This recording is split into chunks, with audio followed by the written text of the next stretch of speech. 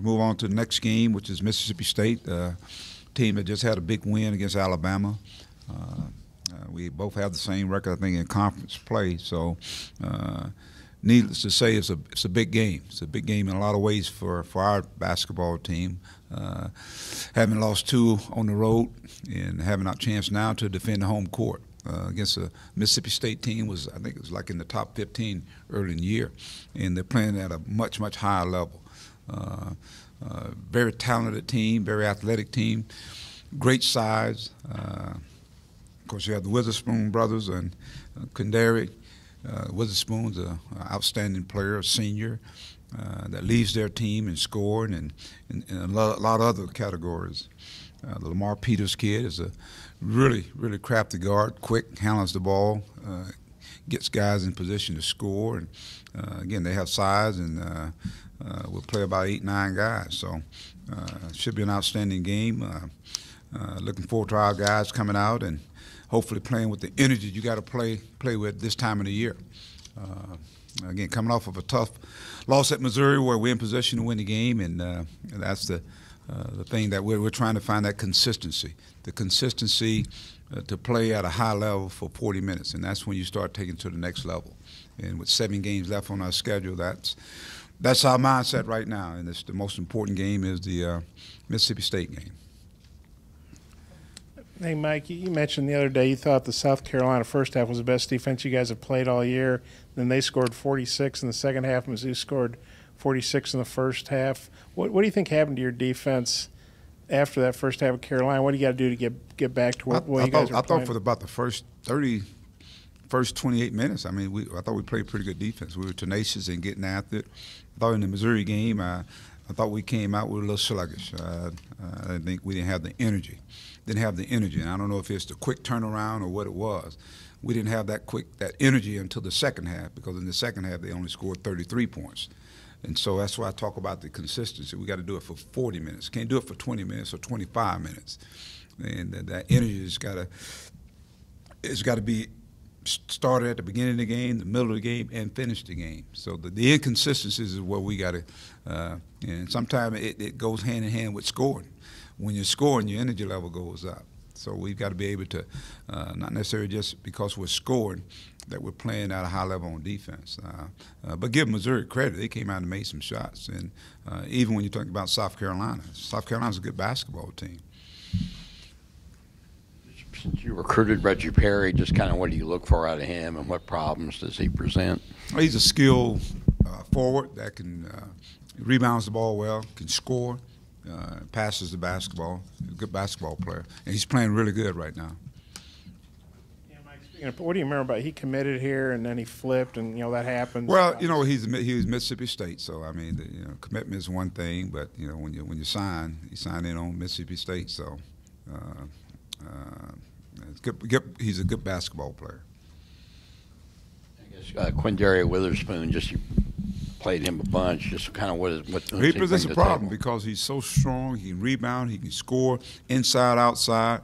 And right now, it just seems like he started playing some of his best basketball right around this time. Just has a great nose for the ball, great instincts, and but again, he's been around a while, so he's a veteran, and he is the leader of their team. Players, they said execution and lack of execution towards those final possessions where it's a win or a loss is really where this team has fallen, and that's frustrated them because that could mean more wins for this team. As a coach, when you look at that execution, how do you hound on your guys how important it is on those final possessions of the game? Well, it's something that we work on. We work on situations in practice each and every day, and so it's just a learning process you got to go through. In the games, you got to learn it, and we come up short sometimes. We come on the other side of it. But I think if you persevere and you learn from it, I think eventually it'll turn to your favor. So hopefully, and we're going to be in more games like that this year. But like I said, I think the guys are putting themselves in position to win those games, and now it's all about players making plays. If you look at all those teams, players making plays, and sometimes that play may not be just from an offensive standpoint. It may be a defensive execution. And we had multiple plays, I thought, in the Missouri game, whether it be a loose ball, whether we giving up a behind the back, a lob to a guy that shouldn't take place, a hustle play. Those are the things that add up. Switching at the wrong time. I mean, those are the things that kind of add up. And I think if you kind of nullify some of those situations, then obviously the execution you're talking about has happened there. The way Isaiah shot the ball this year sets the freshman record for three-pointers made in a season. Are you surprised at the level he's been able to play at all season long, or is that something that you kind of thought might come? Well, you think about him coming in, he was probably going to be one of those guys that kind of add on to what we already had. And now he was thrown into the fire. He had to be one of those guys to step up. And so for a young guy coming from high school, and he weighs about $165, maybe 63. I'm being generous there. I think he's done a really good job of coming in and trying to do the things we asked him to do and playing at a high level, knocking shots down. But he does more than just knock shots down. He takes charges, he rebounds, he defends. You can see his future is really, really bright here in a Razorback uniform. Keyshawn, since his performance against LSU, seems to not only have a lot more confidence in himself, but he's playing a lot more minutes. Him off the bench, have you seen like a light bulb go off and everything's now starting to click with Keyshawn? Or how proud are you to have him kind of come along at this point of the season? Well, it's good to see him, play with confidence. I think that's the biggest word there, confidence. And I've been looking for it to come. But you're talking about a guy that's, he set out his whole last year at IMG, because of a stress fracture and then had surgery. So he's starting to come into his own. His body and his game now is starting to showcase. He's doing on defense. We've seen some of the offensive explosion that he's capable of doing. And that's so important to our bench. I think, even in the last game, I think, if our bench scores for us, I think we win that game. So I think it's real critical going down this stretch right here. Keyshawn continue to come on, and that's the process we talk about. These guys just come from high school, and you're trying to get them to play, in one of the best leagues in the country, and you're playing against seniors and juniors and guys who've kind of been through the wars. And these guys, this is their first year going through it, and I think they've done well. Desi, he's got to continue to come on. I think he's starting to play with a lot more pop and confidence. We saw Gabe kind of explode a little bit. He got a little carried away, but he exploded a little bit in the game. And of course, we've seen Reggie, and that's to me is the secret to this team here is that they control their own destiny. Is the consistency for 40 minutes, the execution that you talked about, defensively, offensively. I think we're light years away where we were from in about 3 weeks ago, and so now it's just putting it all together at this time of the year. Mike, I think 5 of these games you got left are against teams projected to be in the NCAA tournament.